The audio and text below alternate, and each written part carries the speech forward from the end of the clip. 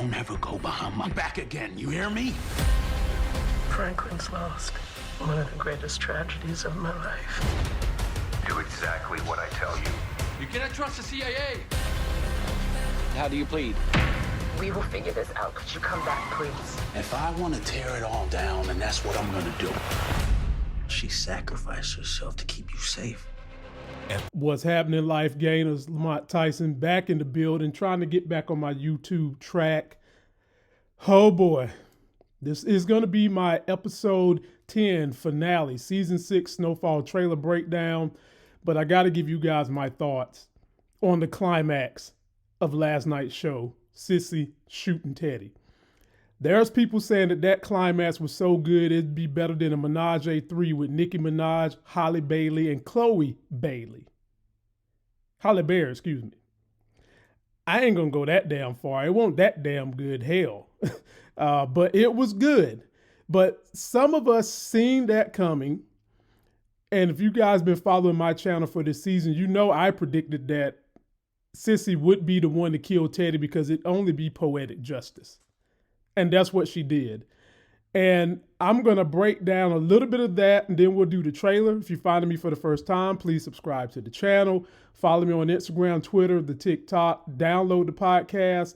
And for those of you that have been following my journey in Hollywood, I'll be going back to LA in June to work on this film right here with this great director. Take a quick look. And if you're interested, please make a contribution or share it with people who are in the LGBTQ community. Hi everyone, Michelle West here. You may have already seen a bunch of emails and posts and newsletters going out about a new short film that I'm directing over the next couple months called Lesbophilia. And it is just as absurd as it sounds. It's a dark comedy that's written by Tennessee Martin, who is a wildly talented writer. If you don't know her yet, you are going to know that name very soon if you work in the industry. And also an amazing group of people who are producing this, and we just launched a crowdfunding campaign earlier this week at www.lesbophiliafilm.com. Prisoner Elton is in. I was lying. He's fucking dead. I shot him twice. I dumped his body. Hey, Ann. Yes, I am ready to initiate the transfer.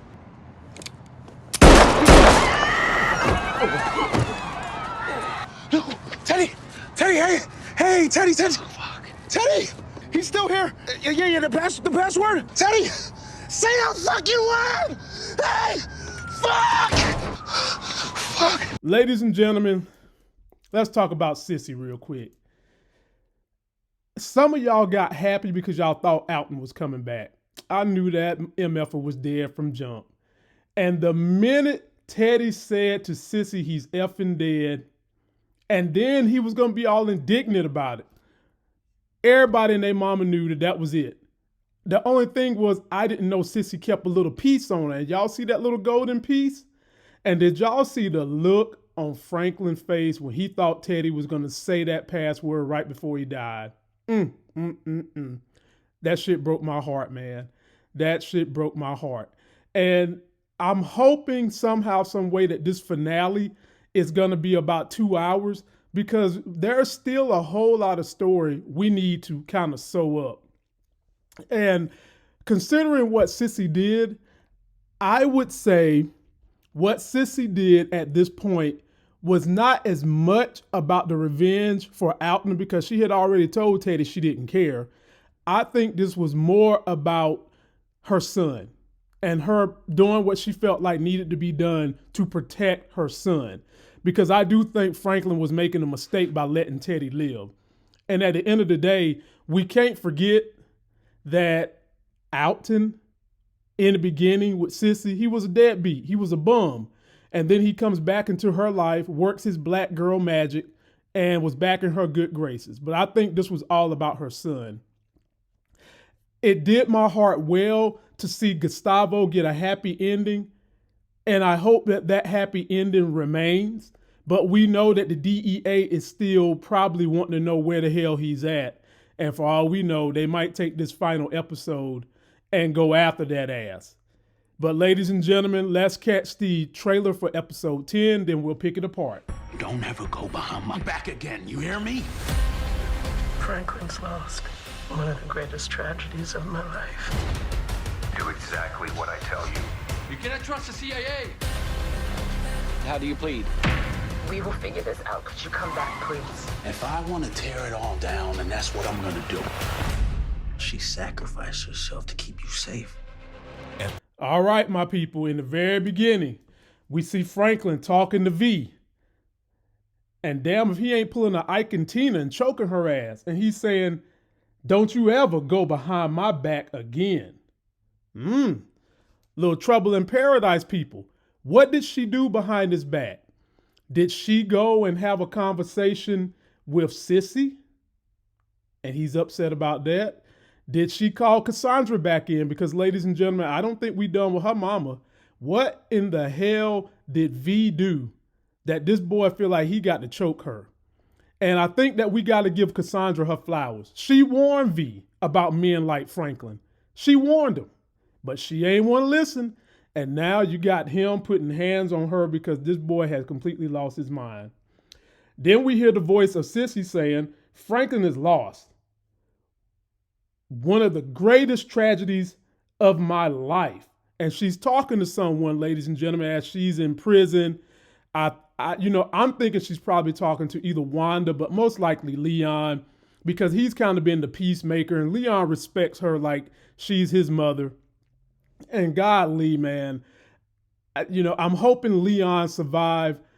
At this point, I think they're turning the story for us to see Franklin die. But you guys post me your comments on if you think Franklin is going to die in this coming episode. And then we hear the CIA guy. I can't pronounce his name, so I'm going to just call his ass Frobisher. He's talking to Franklin as Franklin is on the phone walking by a bus saying, do exactly what I tell you. No doubt that Franklin still has Cuban Rubin, and he's using him as a pawn piece for them to figure out to make some kind of financial arrangement and possibly to get Cissy out of jail. And then we hear the voice of Cuban Rubin saying, you can't trust the CIA. And ladies and gentlemen, have y'all ever seen a show that has a man start out Cuban and then by the end looks more and more Mexican by the minute? This guy has completely turned a 360, sitting there by the damn exit door.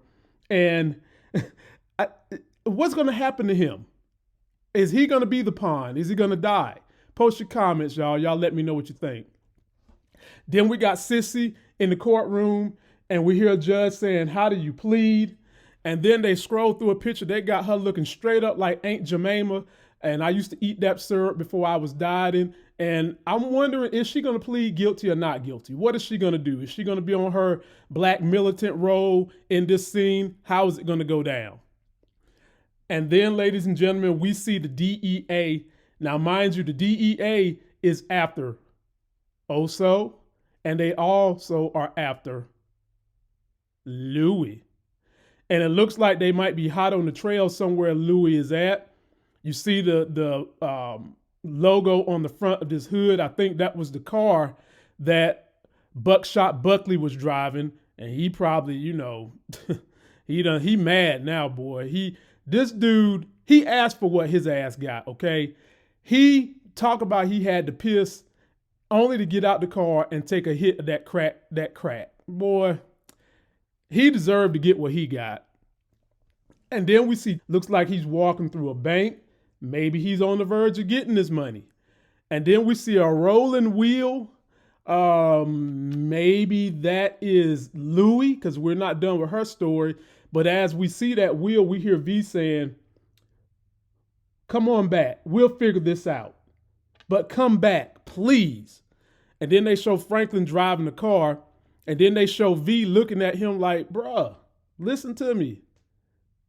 We can figure this thing out. It ain't got to go out like this. And then Franklin looks her straight in her little Veronica face and says, if I want to tear it down, it all is going to get torn down. That's what I want to do, bitch. I think it's about that time for Veronica to call Cassandra. I think it is. And then we see Franklin looking like Air Jordan jumping over a fence, running into some kind of a house. I have no idea who crib this is. Maybe this could be where Louis is at. Maybe he done called Oso back up to meet up for help. They show him sitting in a room, and I think he's talking to Leon, and Leon is saying, she sacrificed herself to keep you safe. I agree with that. I definitely agree with that, because Teddy was going to keep coming. No matter what Franklin think, ladies and gentlemen, no matter how much he want to think he wasn't, Teddy ass was going to keep coming. And then they end this trailer with Franklin in that house that I think we just seen him jump over the fence. He pulls the gun on somebody, and I think this is probably some kind of stash house, some kind of location crib where Louis might be hiding out at. So ladies and gentlemen, post me all your comments. I will be going live tonight at 9 p.m. with the homegirl, Miss K, and the big homie, living legend Larry. Don't forget to like the video, comment, subscribe, get that life game. Follow me on Instagram, Twitter, and the TikTok. Download the podcast. Till that next Sex is Hell video. I'll see you.